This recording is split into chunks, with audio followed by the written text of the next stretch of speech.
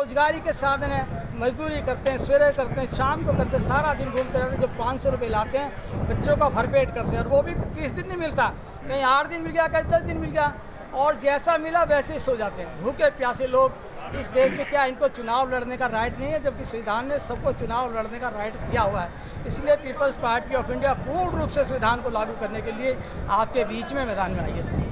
ठीक, क्या मुद्दे रहेंगे, क्या मुद्दे रहेंगे पार्टी मुद्दे मैंने आपको बताया है अभी। इस देश की शिक्षा व्यवस्था, इस देश का स्वास्थ्य व्यवस्था, इस देश के रोजगार, सबको जीने का अधिकार संविधान में दिया है। और संविधान जो है फंडामेंटल राइट्स और उसके आधार पर टिका हुआ है, जिसमें इस देश की जो उसमें जो मौलिक अधिकार दिए हैं उसके ऊपर टिका हुआ है, और हर समस्या की समाधान जो है संविधान के अंदर दिया है। इसलिए people's party of India democratic, ताकि गरीब से गरीब लोगों के घर में पैसा आए, हर घर में एक नौकरी मिले।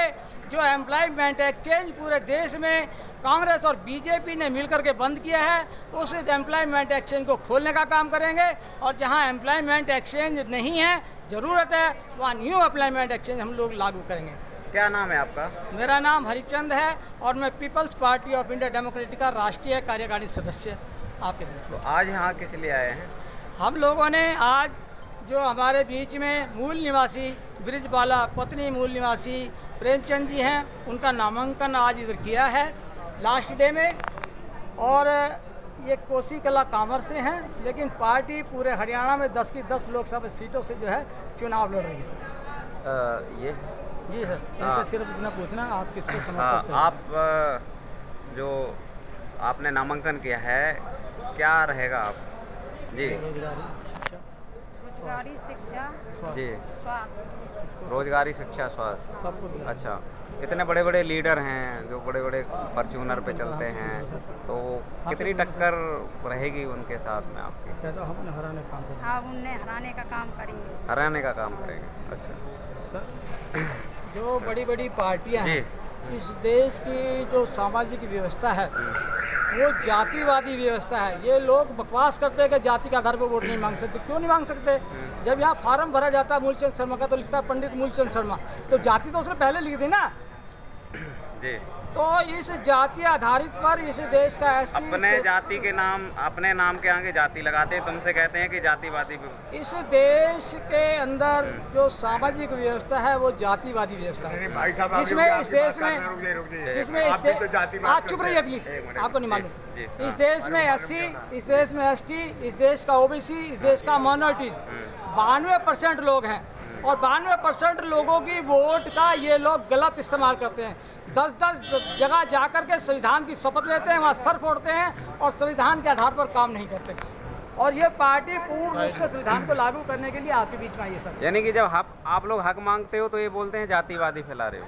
हाँ, जब हक की बात आती है, कॉन्स्टिट्यूशन में एक शब्द है प्रतिनिधित्व का, इन्होंने उसका नाम आरक्षण कर दिया। जबकि प्रतिनिधित्व 2 प्रकार का होता है, एक पॉलिटिकल आरक्षण प्रतिनिधित्व होता है जो 10 साल के लिए होता है, वो कभी भी चेंज हो सकता है।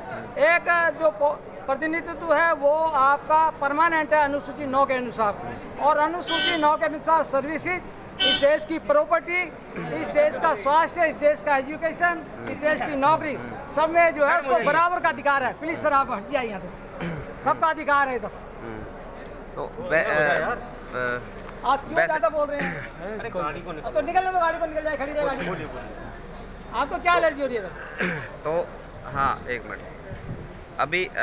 अभी आप देखा जाए तो जो रिजर्वेशन है, हाँ, आज़ाद देश के बाद में अब तक नहीं मिल पाया है, उसके प्रति क्या आपकी प्रतिक्रिया रहेगी? जी, जहाँ तक संपूर्ण प्रतिनिधित्व की बात है, संविधान में जैसे कहीं पर 100 सर्विसेज की जगह निकली, उसमें हरियाणा के अंदर 20% है, लेकिन ये लोग 20% जब अप्लाई करता है उसमें 10,000 आदमी आते हैं, उसमें लिख देते हैं नॉट सूटेबल।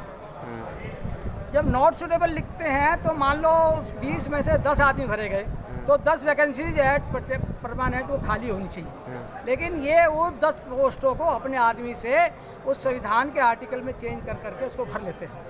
जी। ये कहीं ना कहीं ये जो बड़ा गड़बड़ी है। जो जरूरतमंद समाज है वो वांछित रह जाता है। उसको समाज को रोकने का बहुत बड़ा षड्यंत्र इस देश में आज चल रहा है। और मैं बार बार बोल रहा हूँ कि इन लोगों के पास वोट नहीं है। वोट हमारे लोगों के पास है, 92% वोट हमारे पास है। लेकिन इस देश में विदेशी लोग आकर के देश पे शासन कर रहे हैं। अभी मेरे पैर में दर्द है, मेरे को मालूम है मेरे पैर में किस लिए दर्द है। तो समस्या मेरी है, हल मैं करूँगा। और संविधान में हर समस्या का हल दिया हुआ है। और संविधान को यदि 1 से लेकर 51 तक, जिसमें जो फंडामेंटल राइट्स और जो आपका फंडामेंटल ये सिद्धांत के ऊपर टिका हुआ है, वो उसको ये धीरे धीरे करके उसमें धीरे धीरे उसमें जो अनुसूचियां हैं उसको चेंज करते जा रहे हैं, अमेंडमेंट कर रहे हैं। अमेंडमेंट करते जा रहे हैं, जो कि गलत है। मैं बार बार बोल रहा हूँ कि संविधान की शपथ लेते हैं, अभी भी शपथ लेके जा रहे हैं, कल भी शपथ लेंगे, कल पार्लियामेंट में जीत के जाएंगे तब शपथ लेंगे, मंत्री बनेंगे तब शपथ लेंगे, लेकिन संविधान के विरोध में बराबर काम कर रहे हैं।